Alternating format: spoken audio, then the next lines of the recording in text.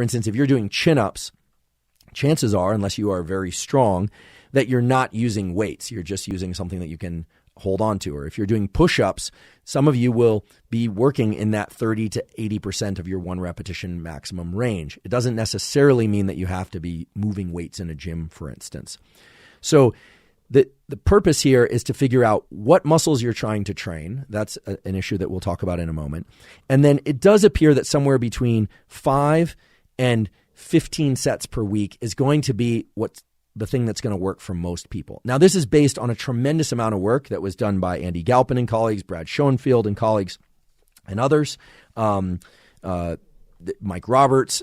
There's a huge group of people out there doing exercise physiology, and a small subset of them that are linking them back to real-world protocols that don't just pertain to athletes. So that's mainly what I'm focusing on today, and surely there will be exceptions.